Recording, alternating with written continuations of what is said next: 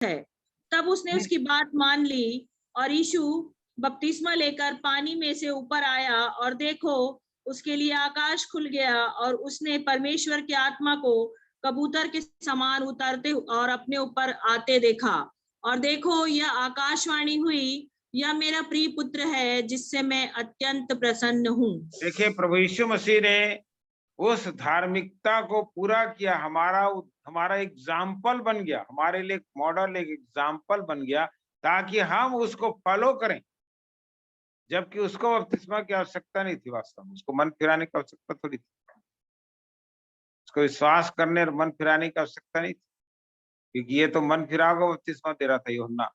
और जब यीशु मसीह का आते देखा तो खुद ये हो गया, उसने कहा कि मुझे तुझसे लेना है बपतिस्मा, तू मेरे पास कैसे आ गया? पर यीशु ने क्या कहा 15 पद में, अब तो ऐसा ही होने दे, क्योंकि इसी रीति से सब धार्मिकता को हमें पूरा करना उचित है।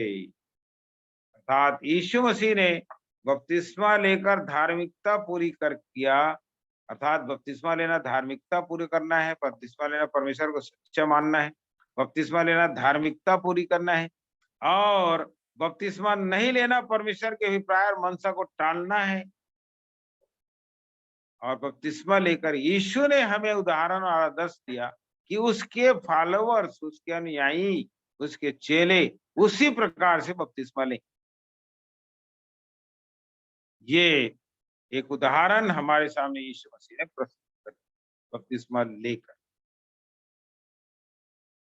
सो हमें भी प्रभु यीशु मसीह के आदर्श को सामने रखते हुए बपतिस्मा इसलिए लेने की आवश्यकता होती है। अब जब यीशु का बपतिस्मा हुआ, यीशु का बपतिस्मा जब हुआ तो 3 काम हुए, ध्यान दीजिए। 3 चीजें हुई परमेश्वर की ओर से। वो क्या हुआ?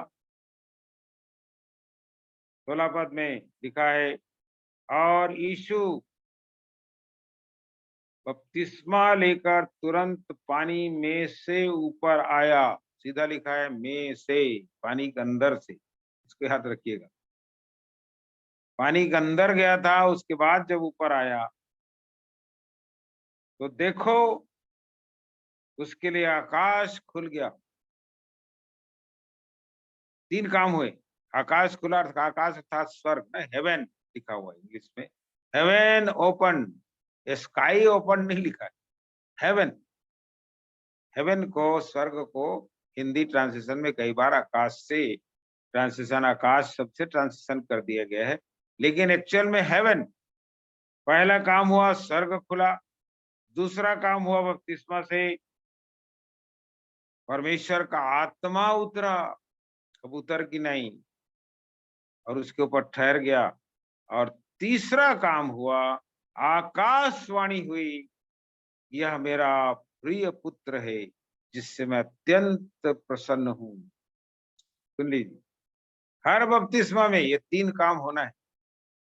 यदि सच्चा बपतिस्मा सही रीति से हो रहा है तो ये 3 काम को पूरा कर देगा। पहला काम, स्वर्ग जो बंद हुआ था, याद रखिएगा, कहां से? आदम से। आदम के उस पाप के कारण जो उसने फल खाकर किया, उत्पत्ति 3 अध्याय से, उस दिन से स्वर्ग बंद था। आदम के लिए, मानव जाति के लिए बंद था। उस स्वर्ग को यीशु मसीह ने बपतिस्मा लेकर खोल दिया। देखिए, स्वर्ग खुल गया यीशु के बपतिस्मा लेते ही। जहां से आदम भगा दिया गया था, निकाल दिया गया था और रास्ता बंद कर दिया गया था आदम और उसकी सारी संतान, मानव जाति, पापी मनुष्य। अब यीशु उसको खोल रहा है, जो हजारों साल से बंद पड़ा था मनुष्य के, उसको यीशु खोल रहा है। क्यों? क्योंकि यीशु मसीह ने कहा है ना, मार्ग, सत्य और जीवन मैं ही हूं, और बिना मेरे कोई पिता के पास नहीं जा सकता। I am the way, the truth and the life, and no man can enter in heaven except by me. उसके बिना कोई प्रवेश नहीं कर सकता, उसी ने द्वार खोल दिया। और इस प्रकार से हम देखते हैं कि ये काम हुआ, अर्थात जब हम बपतिस्मा लेते हैं सच्चे हृदय से, मन फिरा के, विश्वास करके, पश्चाताप करके, धार्मिकता को पूरी करते हुए, परमेश्वर को सच्चा मानते हुए, तो हमारे लिए भी स्वर्ग खुलता है और उस दिन से आप स्वर्ग के नागरिक बनते हैं, स्वर्ग से आपका संबंध स्थापित होता है। पहला काम। दूसरा काम यीशु के बपतिस्मा से हुआ, पवित्र आत्मा कबूतर की नाई उतरा और उसके ऊपर ठहरा यीशु मसीह। अर्थात उसी दिन से, जिस दिन से आप बपतिस्मा लेते हैं, उसी दिन से पवित्र आत्मा के लिए आपका जीवन खुल जाता है और पवित्र आत्मा आपके ऊपर उतरता है, पवित्र आत्मा का आशीष आना शुरू हो जाती है जिस दिन आप बपतिस्मा लेते हैं। क्योंकि पतरस ने भी तो यही कहा था ना, प्रेरितों काम 2 अध्याय के 38 पद में, मन फिराओ और तुम्हें से हर एक जन यीशु मसीह के नाम से बपतिस्मा ले तो तुम पवित्र आत्मा का दान पाओगे। अर्थात पवित्र आत्मा, बपतिस्मा और मन फिराओ, विश्वास, मन फिराओ और बपतिस्मा और फिर पवित्र आत्मा, अर्थात पवित्र आत्मा का दान जो है वो बपतिस्मा उसके बीच में है, मन फिराना और बपतिस्मा और तब पवित्र। ये क्रम है परमेश्वर परमेश्वर की योजना में ऐसा क्रमबद्ध किया गया है परमेश्वर का कार्य। और इस प्रकार से मन फिराना है, बपतिस्मा लेना है और तब पवित्र आत्मा के भागीदार होते हैं। यीशु मसीह पर पवित्र आत्मा उतरा, हमारे ऊपर भी उतरा, ठीक है। और तीसरा जो काम हुआ यीशु मसीह के समय में, वो ये हुआ कि आकाशवाणी हुई, स्वर्ग से घोषणा हुई, डिवाइन डिक्लेरेशन, स्वर्गीय घोषणा। क्या? ये मेरा प्रिय पुत्र है जिससे मैं अत्यंत प्रसन्न हूं। तो मतलब जिस दिन आप बपतिस्मा लेंगे उसी दिन घोषणा होगी कि आप परमेश्वर के पुत्र और पुत्री हैं। परमेश्वर घोषित कर देता है, डिवाइन डिक्लेरेशन हो जाता है, स्वर्गीय उद्घोषणा हो जाती है कि आप परमेश्वर की संतान है, उसके पुत्र और पुत्री, जिस दिन आप बपतिस्मा लेंगे। और इस प्रकार से ये 3 काम यीशु मसीह के बपतिस्मा में हुए, 3 हमारे लिए भी होता है। यीशु मसीह का बपतिस्मा हमारे लिए आदर्शन गुण है। यदि सचमुच में जैसा परमेश्वर चाह रहा है वैसा और बपतिस्मा ले रहे हैं तब, ठीक है। फिर उसके बाद बपतिस्मा के तुरंत बाद परीक्षा आती। इस्राएली लोग मूसा का बपतिस्मा लिए और 40 वर्ष की यात्रा में परीक्षा में, जंगल की परीक्षा में आ गए। देखिए यीशु मसीह भी बपतिस्मा लेते ही परीक्षा में जा रहा है। 4 अध्याय का पढ़िए तो, पहला पद, दूसरा पद। तब आत्मा यीशु को जंगल में ले गया ताकि इब्लिस से उसकी परीक्षा हो। वह 40 दिन और 40 रात निराहार रहा, तब उसे भूख लगी।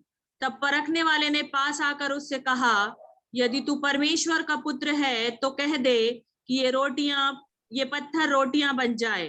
यीशु ने उत्तर दिया, लिखा है, मनुष्य केवल रोटी ही से नहीं परंतु हर एक वचन से जो परमेश्वर के मुख से निकलता है जीवित रहेगा। तब इब्लिस उसे पवित्र नगर में ले गया और हाँ, तो यहाँ हम देखते हैं कि यीशु मसीह की परीक्षा हुई। बपतिस्मा होते ही परीक्षा होगी, आप परीक्षा में आ जाएंगे, जंगल के सफर में आ जाएंगे। अर्थात जंगल की परीक्षा बपतिस्मा होते ही शुरू हो जाएगी। ये एक अद्भुत बात है जो बपतिस्मा के साथ साथ जुड़ी हुई है। बपतिस्मा हुआ और इस्राएली लोग मूसा का बपतिस्मा लिए, समुद्र में परीक्षा में आ गए और हमें परीक्षा में जाना है। परीक्षा में जय पाते, पास होते, फेल होते हैं, ये हमारे ऊपर। उस यात्रा में यीशु मसीह पास हो गए तीनों परीक्षा, और पास होकर वो सेवा करने के लिए अपनी सेवकाएं उन्होंने प्रारंभ कर दी। और इस प्रकार से उनका अभिषेक, सेवा के लिए अलग किया जाना, अभिषेक हुआ और उन्होंने सेवा शुरू कर दी। उसी प्रकार से यहाँ पर हमारा भी अभिषेक होता है, हम प्रभु के लिए अब जीने के लिए तैयार होते हैं। तो पहले परीक्षा होती, टेस्ट होती, याद रखना। शुरू से आदम को भी टेस्ट किया प्रभु ने, आदम और हवा को, तो भले और बुरे के ज्ञान के वृक्ष का खाने और नहीं खाने से बता दिया था। तो हमारी भी होती, मनुष्य की होती, यीशु मसीह का टेस्ट हो बपतिस्मा होते ही। और इस प्रकार से घोषणा तो होती है, ये मेरा प्रिय पुत्र, आप उसके पुत्र और पुत्री बनते हैं बपतिस्मा लेकर, तुरंत शैतान जो है परीक्षा करना शुरू करता है। जय पाना आपके हाथ में है, फेल होना या पास होना। फेल होते हैं, उसी क्लास की फिर परीक्षा होती है जो फेल हो जाता है, दूसरे क्लास की नहीं होती कि उसको हायर क्लास की परीक्षा हो जाएगी फेल हो गया तो भी नहीं। फेल हो गए, जितने बार फेल होते जाएंगे उसी क्लास की बार बार परीक्षा होती रहेगी। अर्थात जिस परीक्षा में आप फेल हो जाएंगे वही परीक्षा बार बार आती।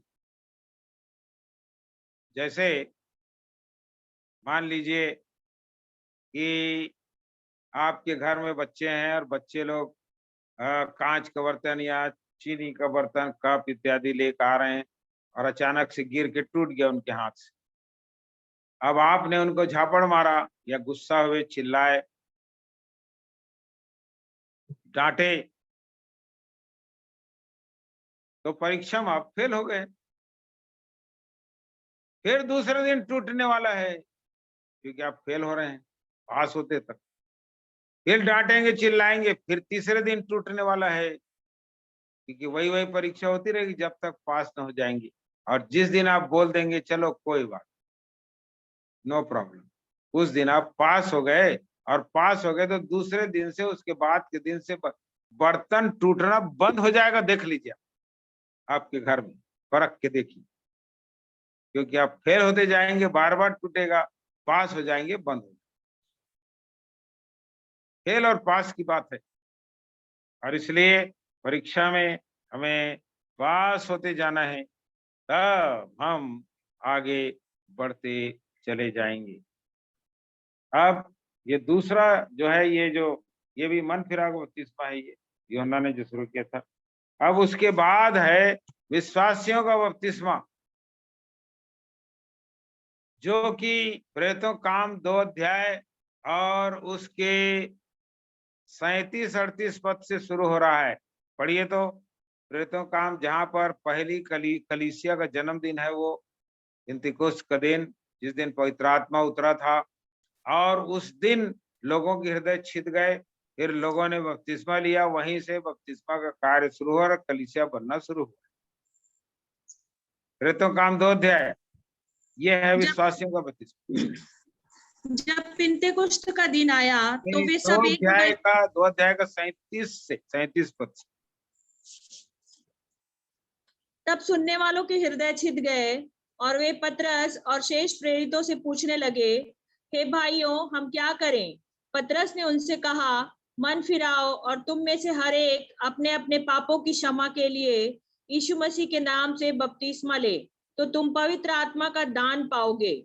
क्योंकि यह प्रतिज्ञा तुम और तुम्हारी संतानों और उन सब दूर दूर के लोगों के लिए भी है जिनको प्रभु हमारा परमेश्वर अपने पास बुलाएगा। उसने बहुत और बातों से भी गवाही दे देकर समझाया है कि अपने आप को इस टेढ़ी जाति से बचाओ। अतः उन्होंने उसका वचन ग्रहण किया, उन्होंने बपतिस्मा लिया और उसी दिन 3000 मनुष्यों के लगभग उनमें मिल गए। और वे प्रेरितों से शिक्षा पाने और संगति रखने और रोटी तोड़ने और प्रार्थना करने में लौलीन रहे। हाँ, देखिए यहां से शुरुआत हो रही है विश्वासियों का बपतिस्मा।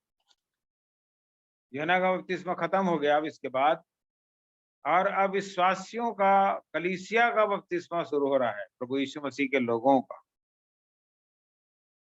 और उसमें लिखा हुआ है कि सुनने वालों के हृदय छिद गए, अर्थात पतरस ने पिंतेकुस्त के दिन एक पद से जो पवित्र आत्मा उतरा था, और पवित्र आत्मा जब उतरा वे अन्य भाषा बोलने लगे, पवित्र आत्मा से भर गए, उसके लिए जीवित साक्षी और गवाह हो गए।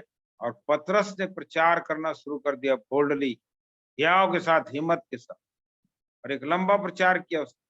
और जब उसका प्रचार समाप्त होने वाला था, तब लोगों के हृदय छिद गए। जब उसने प्रमाणित कर दिया कि जिस यीशु को तुमने क्रूस पर चढ़ा दिया, इस्राएलियों सुन लो ध्यान से, जिस यीशु को तुमने क्रूस पर चढ़ा दिया, उसी को परमेश्वर ने मरे हुए में से जिलाया, और जिलाकर उसे मसीह और प्रभु ठहरा दिया। तब लोगों के हृदय छिद गए वचन से, और वे प्रेतों और से पतरस और प्रेतों से पूछने लगे कि हम क्या करें। तब पतरस ने उत्तर दिया 38 पद में, मन फिराओ और तुम में से हरेक अपने अपने पापों की क्षमा के लिए बपतिस्मा ले, तो तुम पवित्र आत्मा का दान पाओगे। सिस्टम को समझा दिया पतरस ने। और उसके बाद अपने आप को इस टेढ़ी जाति से बुलाओ, बचाओ, प्रतिज्ञा को प्राप्त करो, अपने आप को टेढ़ी जाति से बचाओ। और फिर उसके बाद 41वें वचन में 41 को पढ़िए फिर से। अतः जिन्होंने उसका वचन ग्रहण किया उन्होंने बपतिस्मा लिया, और उसी दिन 3000 मनुष्यों के लगभग उनमें मिल गए। अतः जिन्होंने उसका वचन ग्रहण किया, ध्यान दीजिएगा, वचन आप ग्रहण करेंगे, विश्वास करेंगे, मन फिराएंगे, ये बताता है कि आप वचन को ग्रहण कर रहे हैं, तो बपतिस्मा लेना है। जिन्होंने वचन ग्रहण किया उन्होंने बपतिस्मा लिया, और 3000 पहले दिन का 3000 बैप्टिज्म, एक ही दिन 3000 लोगों ने बपतिस्मा लिया, और वे उनमें मिल गए। अर्थात कलीसिया में मिल गए। 120 लोग थे, उनमें मिल गए, अर्थात 3120 हो गए। 120 लोग थे जो पेंतिकुस्त के दिन तक प्रार्थना कर रहे थे यीशु मसीह के स्वर्गारोहण के बाद उपरौठी कोठरी में, और वहां पवित्र आत्मा उतरा और वहीं प्रचार हो रहा है, और तब 3000 लोग बपतिस्मा ले रहे हैं। और इस प्रकार से ये 3000 लोगों ने बपतिस्मा लिया, और पहला बपतिस्मा है कलीसिया का। और तब उसके बाद और वे प्रेतों से शिक्षा पाने और संगति रखने और रोटी तोड़ने और प्रार्थना करने में, इसके बाद ये 4 काम उन्हें करना पड़ता है। 4 क्या क्या? 4 प्रेतों से शिक्षा पाने, apostles doctrine, continuing in apostles doctrine, प्रेरितीय शिक्षा, और संगति, फेलोशिप टुगेदर, और ब्रेकिंग ऑफ द ब्रेड अर्थात रोटी तोड़ना, प्रभु भोग, और चौथा जो है प्रार्थना करने में लौलीन रहे। ये 4 काम करने लगे और वे उस आत्मिक जीवन में बढ़ते चले गए। और उसके बाद उसी दिन उसी समय से लेकर के 47 वर्ष को पढ़िए, चाहे 47 को, 2 का 47, और परमेश्वर की स्तुति करते थे, और सब लोग उनसे प्रसन्न थे, और जो उद्धार पाते थे उनको प्रभु प्रतिदिन उनमें मिला देता था। तो उद्धार पाते थे, रोज उद्धार होता था, रोज बपतिस्मा होता था, रोज उनमें मिलते थे। बपतिस्मा ही मिलाने का एक तरीका, कलीसिया में मिलाने का एक तरीका है बपतिस्मा। एक के द्वारा ही कलीसिया में जोड़े जाते हैं। पहला कुरिन्थियों 12 अध्याय का 12 और 13 पढ़िए। 1 Corinthians 12 and 13। क्योंकि जिस प्रकार देह तो एक है और उसके अंग बहुत से हैं, और उस एक देह के सब अंग बहुत होने पर भी सब मिलकर एक ही देह है, उसी प्रकार मसीह भी है। क्योंकि हम सब ने, क्या यहूदी हो, क्या यूनानी, क्या दास हो, क्या स्वतंत्र, एक ही आत्मा के द्वारा एक देह होने के लिए बपतिस्मा लिया, और हम सबको एक ही आत्मा पिलाया गया। देखिए, एक ही आत्मा के द्वारा एक देह होने के लिए बपतिस्मा लिया, और हम सबको एक ही आत्मा पिलाया गया। अर्थात यीशु मसीह की देह में यदि जुड़ना है, ग्राफ्टिंग होना है, तो बपतिस्मा के द्वारा ही जोड़ा जाता है। कौन सी देह में? दोनों में। दोनों मतलब एक जो दिख रहे दृश्य में और एक अदृश्य में। Unseen church, universal body of Christ, और सीन अर्थात लोकल चर्च, स्थानीय कलीसिया, जहां आप बपतिस्मा ले रहे हैं, वहां एक स्थानीय झुंड होता है, छोटा सा, और विश्वव्यापी झुंड 2000 सालों से बन रहा है, पिंतेकुस्त के दिन से। वो अदृश्य है जो दिखाई नहीं, सारी दुनिया में बन रहा है, और सारी दुनिया में एक ही कलीसिया बन रही है। उस अदृश्य कलीसिया में दो भाग है उसका भी। कौन कौन सा दो भाग? वे विश्वासी जो मर गए, सो गए प्रभु में, 2000 साल से बन रही ना, जो जयवंत कलीसिया बन बोलते, जय पा लिए उन्होंने, विश्वास योग्यता से जीते जीते सो गए और वे जय पा लिए। दूसरा भाग जो जीवित हैं, संघर्ष कर रहे हैं। तो उस अदृश्य कलीसिया का, विश्वव्यापी कलीसिया का, यूनिवर्सल बॉडी ऑफ क्राइस्ट का, चर्च का दो भाग होता है। एक होता है जो चर्च, जो कलीसिया जो जय पाली, विजयी कलीसिया, चर्च ट्रायम्फेंट होता है। दूसरा होता है संघर्षरत चर्च, मिलिटेंट। ये है वो कलीसिया जिसमें सारी विश्व में जो बपतिस्मा जैसे आपने लिया, आपको इस देह में जोड़ देता है प्रभु। और तब ये जो लोकल बॉडी होती है, छोटी सी झुंड जिसमें आपका बपतिस्मा हो रहा है, जहाँ का पास्टर या प्रचारक या प्रभु के लोग आपको बपतिस्मा दे रहे हैं, वहां पर आप जुड़ते हैं। कैसे? दाहिने हाथ की संगति के द्वारा और प्रभु भोज लेकर। प्रभु भोज लेने के बाद आप उस लोकल चर्च में और साथ साथ विश्वव्यापी कलीसिया में, दोनों में एक रोटी और एक कटोरी से भागी होकर, और इस प्रकार से ये उसमें जोड़ने का एक तरीका है।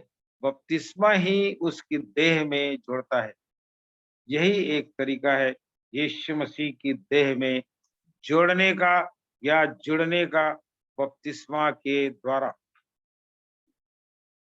और इस प्रकार से ये बपतिस्मा का बहुत बड़ा रोल है जो हमें प्रभु यीशु मसीह की देह में जोड़ने का होता है।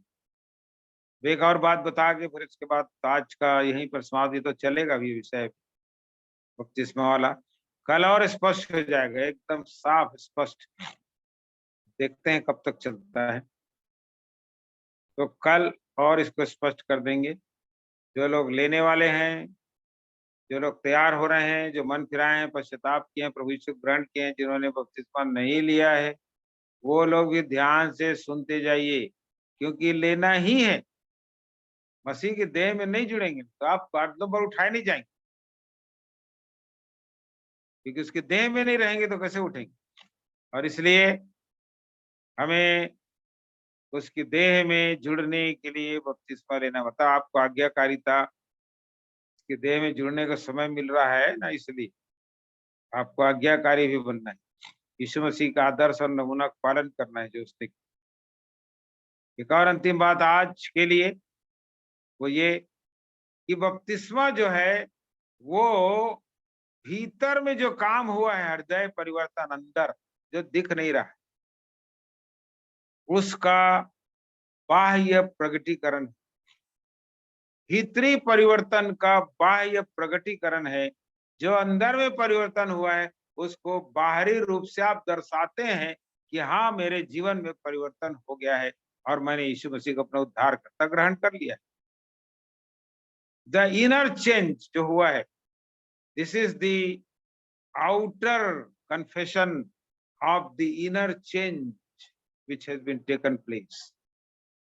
हमारे अंदर जो भीतर में परिवर्तन हुआ है, हृदय परिवर्तन जिसको बोलते हैं, उसका बाह्य प्रगटीकरण बपतिस्मा लेकर हम संसार के सामने गवाही देते हैं।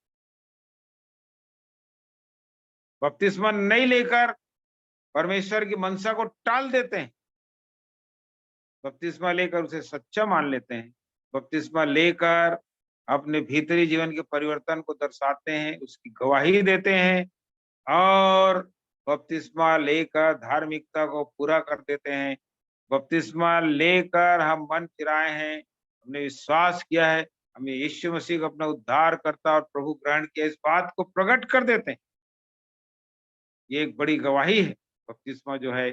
और इस प्रकार से बपतिस्मा लेना भीतरी जीवन के परिवर्तन का एक प्रगटीकरण है, उसका प्रकट करना है। सो इस प्रकार से प्रभु हमारी सहायता करे कि हम अपने जीवन में जो कुछ भी अंदर में परिवर्तन होता है उसका बाह्य प्रगटीकरण जरूर करें।